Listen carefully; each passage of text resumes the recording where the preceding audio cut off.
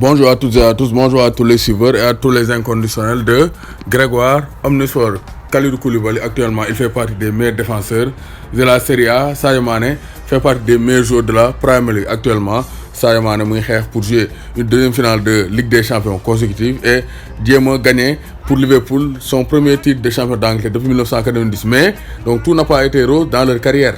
Koulibaly ak Sadio Mané bokkoon nañ club fële ca SMS et lors de la saison 2011-2012 Metz était relégué en national, c'est-à-dire en troisième division. Donc Sadio Mané et Kalidou Koulibaly n'ont pas été toujours flamboyants. Ils ont dû se battre pour arriver à ce niveau. Donc Sadio Mané et Kalidou Koulibaly, donc ils ont été relégués ensemble en national lors de la saison 2011-2012. Donc Koulibaly actuellement gis nañ ne il est devenu un grand défenseur. Lekk na fi Mbappé lors de la double confrontation face au Paris Saint-Germain. Gis nañ ne actuellement il est courtisé par Manchester United. Maintenant amoon na ay temps dañ ko recalé woon fële ca FC Metz moom moo ko waxoon sax mu ne en étant recalé du FC Metz j'ai compris que mon rêve d'être footballeur pro était en cristal, c'est-à-dire comme que recalé nañ ko FC Metz donc Koulibaly yaakaaru woon ne dina nekk footballeur pro. Donc à 14 ans ce gamin originaire des Vosges, donc à plusieurs dizaines de kilomètres remontant de la Moselle, donc côté Moselle la dëkk, donc fële ca Metz, donc dafa dem après donc il avait du mal à vivre à l'internat, c'est-à-dire mënu woon vivre donc à l'intérieur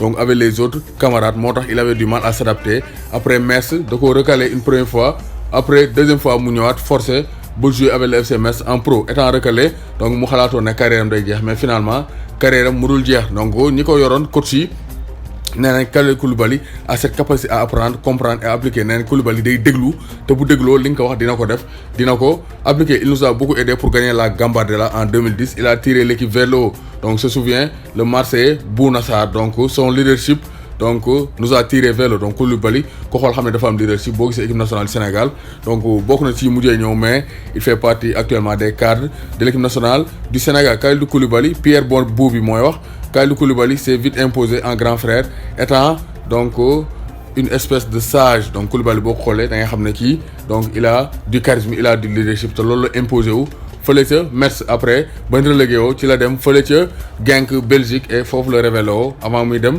Napoli pour Sadio Mané. Nee na Sadio Mané ba mu ñëwee Kalidou Koulibaly moo ko accueillir fële ca FC Metz parce que Koulibaly moo mag a Sadio Mané un an. Koulibaly 91 la, Sadio Mané nekk 92. Donc Sadio Mané mu ngi ñëw en 2010 à 18 ans ci la jógee Génération Foot ñëw, mais donc coach yi neen Sadio Mané ba mu ñëkkee ñëw rek bëreet dañoo xool Sadio Mané xam ne kii il a un talent fou, parce que bañ koy détecté fële ci Génération Foot donc gis nañ ne ñoom Olivier Perrin dañoo dem gis Sadio Mané jëlee bal camp ba camp te kenn jàpp ko kenn laalu ko, ci lañ ne Sadio Mané mii donc c'est un grand joueur, c'est un grand talent en devenir. Mais le talent de ce diamant en poli sautera pourtant aux yeux tout.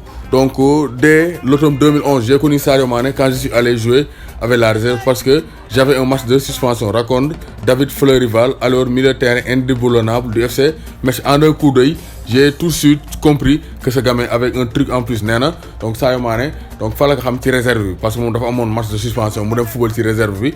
Après donc ba mu ñëwee gis Sadio Mané ci la xam ne Sadio Mané mi il avait quelque chose de plus. Il n'était pas comme les autres joueurs, il n'était pas donc aussi ordinaire que les autres joueurs parce que il avait un talent fou. Après ci la dem Red Bull Salzbourg pour 4 millions d'euros. Donc Sadio Mané Red Bull Salzbourg la dem pour 4 millions d'euros. Koulibaly dem fële ca Genk pour 1,6 million d'euros. Donc une somme énorme pour un jeune n'ayant que 19 rencontres de Ligue 2 dans les jambes. Donc c'est pour dire que Red Bull Salzbourg a fait un excellent recrutement en signant Sadio Mané pour 4 millions d'euros. Le record là pour un joueur qui a seulement 19 matchs de Ligue 2 nga jënd ko 4 millions d'euros.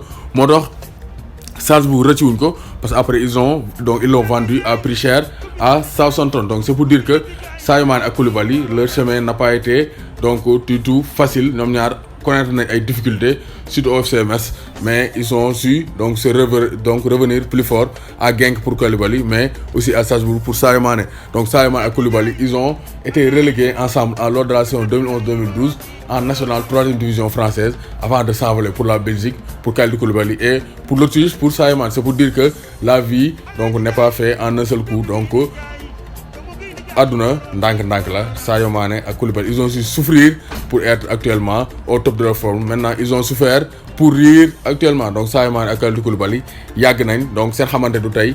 Metz lañ xamante wàcc 3e division, après ñoom ñaar koy jël sa yoon. Actuellement ils sont retrouvés en équipe nationale du Sénégal et ils sont retrouvés en Ligue des Champions lors de la double confrontation Liverpool-Napoli.